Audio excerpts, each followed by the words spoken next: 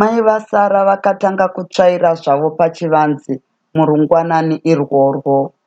Handina kuziva kuti vakaenda kumotokari kundonyatsoona kana mubhuti mainge musina nyama zvachose. Zvavakaona ndezvavakaonawo, asi ini ndakazoerekana ndonzwa kumutswa. Baba vaSara kani, mukai munzwe zviri kutaurwa newairesi. Ndichingomuka kudai ndakazonzwa mazwi ewairesi okupedzesera aiti, Yuna akapedzisira kuonekwa aine siketi yepfupfuma. Zvakare anowirirana nemumwe musikana anonzi Erina, uyo arere muchipatara maari kurwara zvine ngozi namaronda okurohwa. Mukomana anofungidzirwa kuti ndiye akarova Erina akabatwa ari mumaoko amapurisa. Mapurisa ari kupa mubayiro wamadhora 200 kumunhu angava yamura kuti kuwanikwe kuna Yuna ndudzo. Ndipo panoperera chiziviso ichi chinobva kumapurisa. Muhana mangu umo makanga mamboita sokunyarara makatanga zvekuita sezvinonzi mai vana vaitamba. Ko nhai imi baba vaSara, gariswa zvamakaenda muchibva pano navandudzo, hamuna kuzenge mamuwanasu kuti angava akatiza mukumbo here mwana wavandudzo achangobva kuchikoro uya uyu? Handifungi. Zvino mati kana mukaona munhu otsvagwa newairesi zvinenge zvoreva kuti atoshayikwaka. Handina kukwanisa kudavirana namai vaSara. Ndakanga ndakangotarisa panhu pamwe segwari rakagaririrwa negondo. Ndainzwa makumbo angu kudedera chaizvo. Mumwe mwoyo wakamboti taurira mukadzi wako nyaya iyi, asi mumwe ukanditi vakadzi havaparidzwi nyaya dzakadai idzi. Kungava kuzvidira rufuse muziso. Mai vaSara vakambobuda panze ndokubva vadzoka nenguva isipi.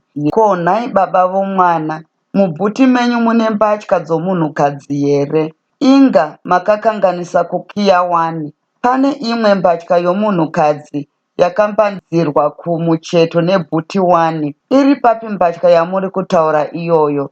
Uyai muone zvenyu. Ndakabuda mumba muya ndichinge ndaikarowira pasi. Ndakanga ndisisiri iye chinovava chaiye kwete. Ndakanga ndangove rombe rine pfungwa dzekugara musango musina vanhu. Pandakangoti kapuwa chimwe chipenga chesiketi yaYuna chakambandidzirwa kumucheto kwebhuti chakatorembera pasi. Ndakada kuti nditaure zvaigona kugutsa mai vaSara, asi rurimi rwangu rwakabatwa. Ndakambobata-bata somunhu aida kuzarura. Mune pasuru yavarwisi umu. Vakaisamo vachiti ndiende nayo kumba kwavo zvatakabva kubasa zuro. Asi ini ndini ndakazokoshiwa. Zvakare hatina kuzochaisa sokufunga kwataiita. Takazorora kubasa kwakare. Chiregai yakadaro haina mhosva. Apa mai vaSara vakangotenderera zvavo, asi mumwoyo mavo vainge vanoti, ko, hadzisi mbatya dzavasikana venyu here idzi baba vomwana? Ini ndakazvionawo kuti kana ndikazoramba ndimire pamba apa, nyaya yaizokwira muchakata. Ndakakurumidza kupfeka mbatya dzangu ndokumutsa motikari yangu kuti ndiite sendinoenda kubasa kuhofisi. Ndakanga ndisingadi kuti mai vaSara vazive zvaiva mubhuti. Ko zvino ndaifanira kuenda kupi? Pamusi uyu ndakanga ndava kuziva kuti ndakanga ndichindoonana navandudzo kubasa kwedu. Ndaiziva kuti zuva iri basa redu rainge riri rekundotsvaga Yuna chete. Ini ndini mumwe aitonzi anonyanya kuziva nezvekufeya-feya nyaya dzakadai. Ndaiziva kuti vandudzo vaisvikondikumikidza nyaya yaYuna yose mumaoko angu. Ko, ndaizondotsvaga nomutoo upi ini ndichiziva kuti mwana uyu ainge atofa zvake? Ndava kuenda, motokari yangu sezvinei haina kunetsa pamangwanani aya. Baba vaSara kani, tangai magadzirisa chipenga chenguo chiri kupembera panze icho. Hamuoni kuti chiri kushatisa motokari here zvachinofamba chichipepetwa nemhepo. Zvakanakai mai vomwana, ndichachigadzira ndava munzira. Ndakatyaira motokari sezvinonzi ndainge ndagarwa nedhimoni. Pano napapi ndakati regai ndichigadzira chipenga chiya. Ndakanyatsoti motokari tsaudzei parutivi penzira ndokuti bhuti riya vhurei zvishoma. Hana yangu ichibva yati zaru. Yuna anga afuta zvisina mukare akaona. Muviri wake wanga wati tundundu. Ava kuda kuzadza bhuti yose. Misodzi yangu yakatanga kuturuka ichimhara paari. Ndakamboyeverwa ndakatarisana nechitunha chake kwekanguva. Hamheno chakanga chandibata. Ndakazoti cheu, wanei mota yavandudzo yatosvika. Vakaimisa pakadaro apo. Ndakapfiga bhuti iya ndisisazivi chokuita. Ko, munoti havana kuona zviri mukati mebhuti iyi? Asi pane wavanzwa kuti ndini ndine chitunha chake kani? Apa ndini ndaizvibvunza nechemumwoyo. Ko, munoti kana maenda kuzororo hamuchakasiri kuuya kubasa sunhai chinovava mushoma? Ini ndanga ndichitoti kuda wanguri wavakozve. Pameso pavandudzo hapana kutaridza kushungurudzika. Ndiri munzira kuenda izvozvi. Ko, motokari yava kunetsa zvakare here? Ayewa kwete, ndini ndangomira zvangu zvishoma pano apa. Chimbouya pano ndikutaurire mushoma. Takapinda mumota yavandudzo ndokugara zvedu takapfiga mikova yavo yose.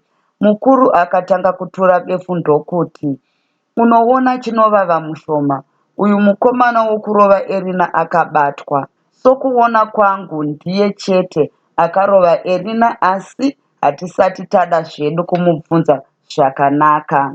Nyaya yatoipa pano ndeyayuna. Ini ndava kufunga kuti pane chakamuwana mwana wangu uyu. Kanganise kunoda kunyatsoonekwa kana mukomana uyu asina kurova vose zuro. Ndakazoisa nyaya iyi kumapurisa vakuru. Ndakavapa nomufananidzo wayuna zvakare. Ndinoda kuti hurumende itibatsire kutsvaga mwanasikana wangu uyu. Ndakambotuma Tafa kumba kwako ndichifunga kuti zvimwe waiveko, asi akasvikokushaya. Mai vasara havana kukutaurira here? Vanditaurira saizvozvo.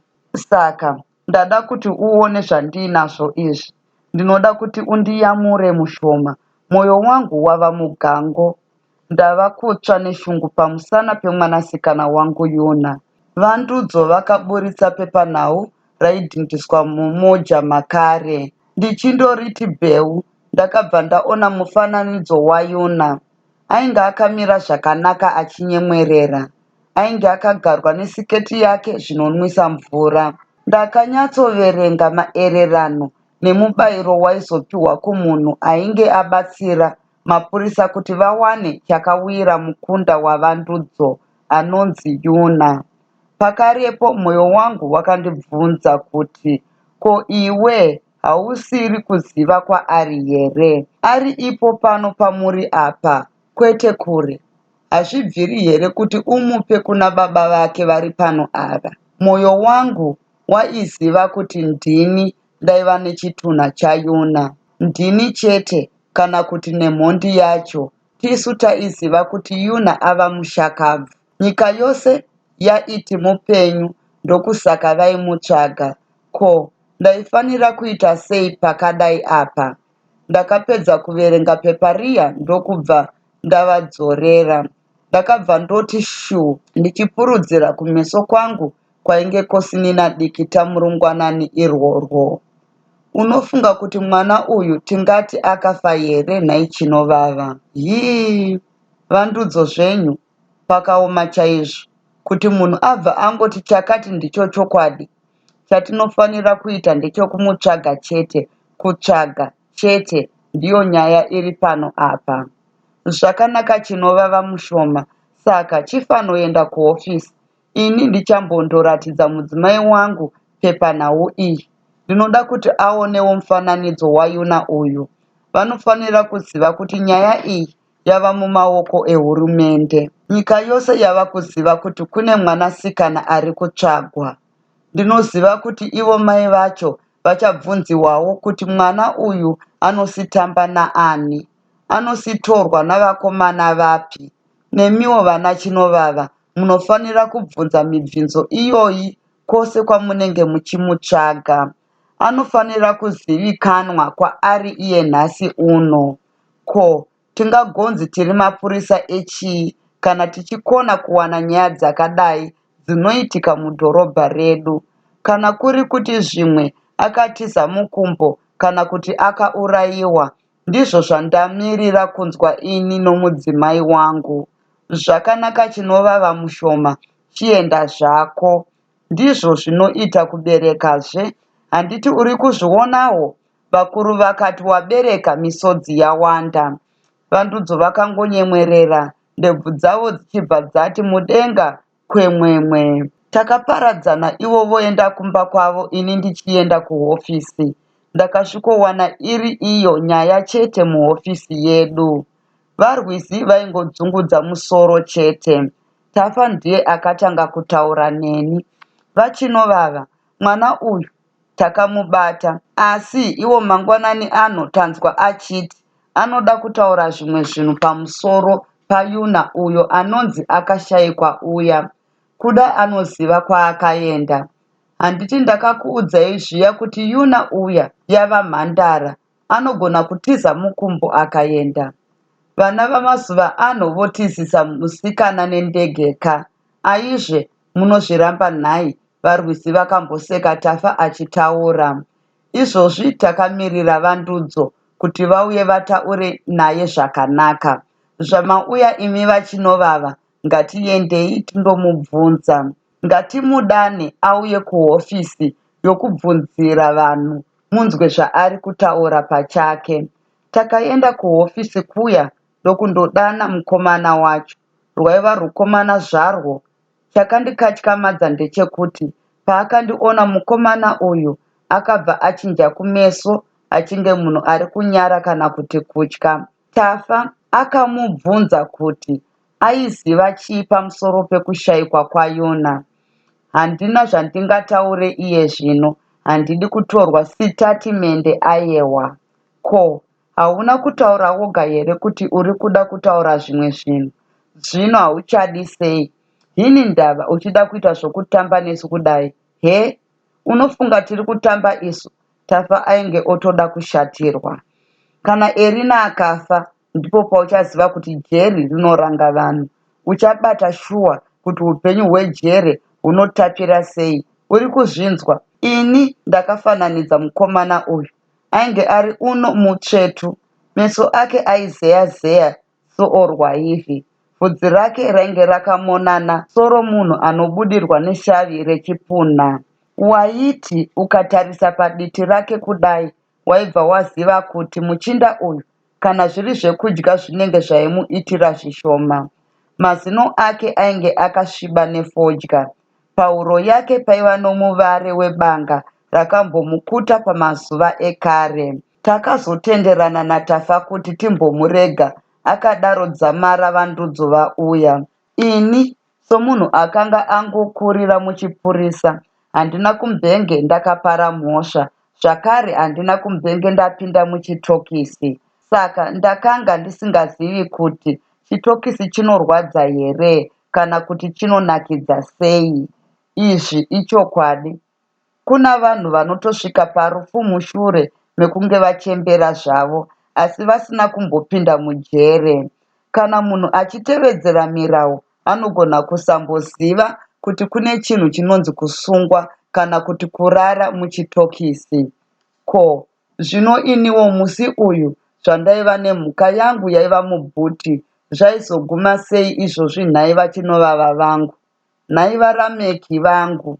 Tichangopedza kudzorera Temba kuchitokisi, runhare rwakarira kuti ngirrrr. Tafa akabva arunonga. Detective office. Moja, Tafa pano. Tafa akanga akateerera iro ziso rakabuda kuti de.